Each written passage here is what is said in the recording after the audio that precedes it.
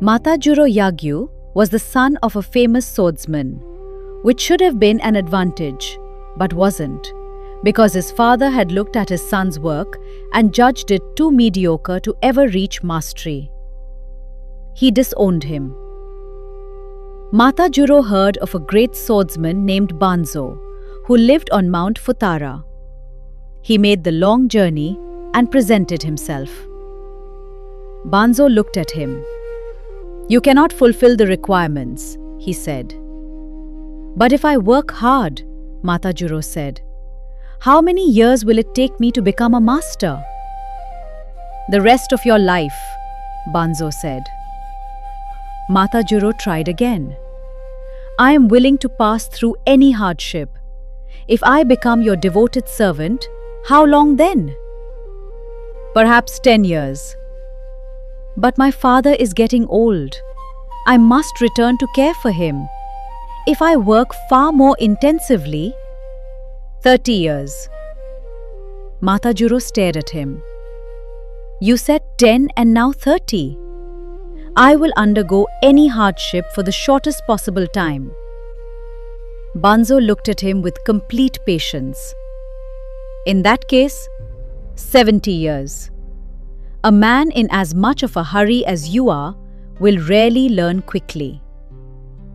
Matajuro understood something in that moment, or at least understood that he had nothing left to argue with. He stayed. He was told 2 things on his first day: never speak of fencing, never touch a sword. He cooked, he cleaned, he chopped wood, he carried water.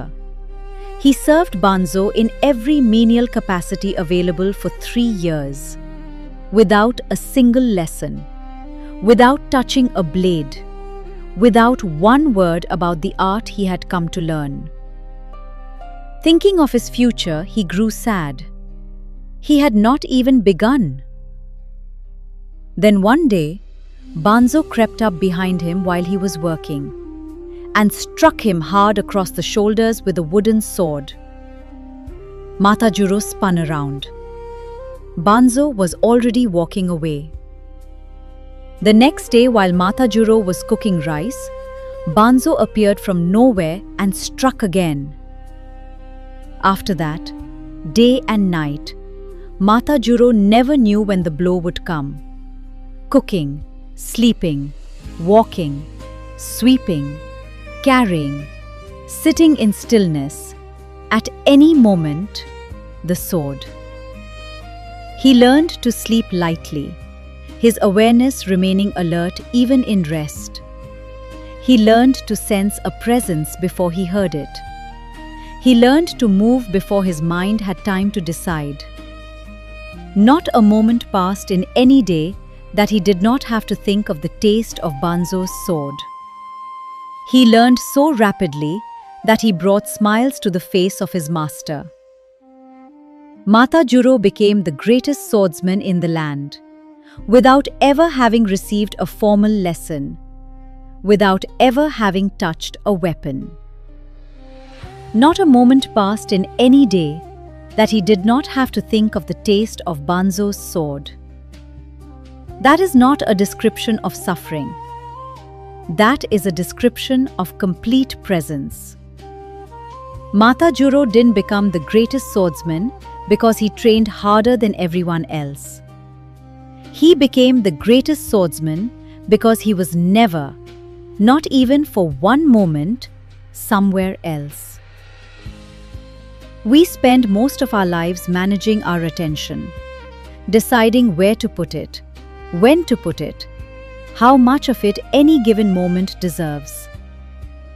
Banzo removed that option. The menial work was not the training. The strikes were not the training.